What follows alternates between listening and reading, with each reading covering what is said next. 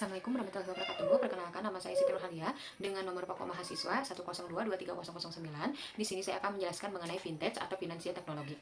Vintage merupakan teknologi inovatif yang bertujuan untuk mengoperasikan layanan keuangan tradisional menggunakan program komputer dan teknologi informasi. Vintage dalam sektor industri perekonomian terdiri dari perusahaan yang menggunakan teknologi untuk memberikan layanan keuangan secara lebih efisien. Manfaat dari vintage yaitu yang pertama, memudahkan mengakses keuangan. Kedua, membantu mengefisiensikan biaya transaksi dan administrasi dalam layanan keuangan. Ketiga, membantu menyederhanakan transaksi lebih cepat dan mudah. Keempat, membantu pemerintah merumuskan dan mengimplementasikan kebijakan ekonomi. Kelima, mendorong pertumbuhan ekonomi yang kuat dan memfasilitasi transaksi keuangan yang lebih efisien. Regulasi dari vintage mencakup mengenai aturan-aturan yang dibuat oleh pemerintah dan otoritas keuangan untuk memastikan bahwa layanan keuangan berbasis teknologi beroperasi dengan aman, transparan, dan tidak merugikan konsumen. Di Indonesia, regulasi untuk vintage diawasi oleh Otoritas Jasa Keuangan atau OJK dan BI Bank Indonesia. Penggunaan vintage menghadirkan sejumlah manfaat, tetapi juga memunculkan beberapa persoalan dan risiko yang perlu diperhatikan baik oleh pengguna maupun perusahaan penyedia layanan. Beberapa persoalan risiko utama dalam penggunaan vintage. Yang pertama adalah risiko keamanan data dan privasi. Kedua, penipuan dan kejahatan cyber.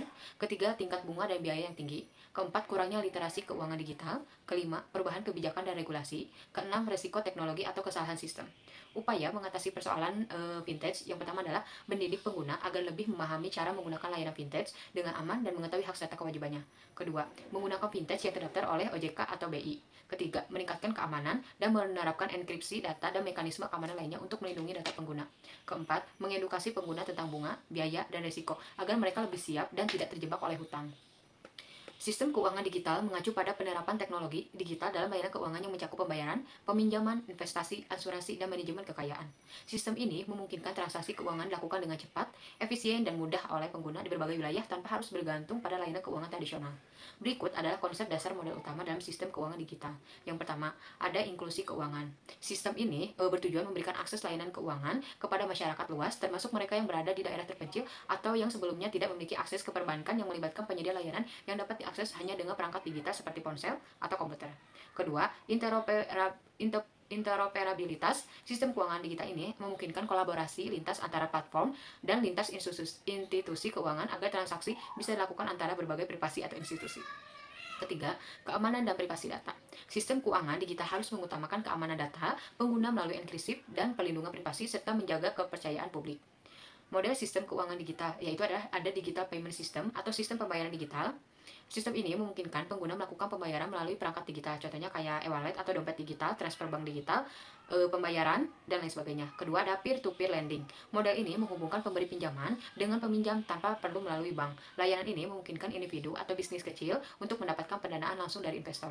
Ketiga, crowdfunding adalah kegiatan pengumpulan dana melalui website atau teknologi digital lainnya untuk investasi maupun sosial. Contohnya kayak Kita Bisa. Nah, lalu sumber dana dari peer-to-peer lending dan crowdfunding berasal dari seseorang atau sekumpulan orang yang secara sadar menempatkan dananya baik dalam bentuk ekuitas, pinjaman, sekedar untuk donasi atau pengakuan publik. Para penyandang dana itu bisa disebut dengan angel investor.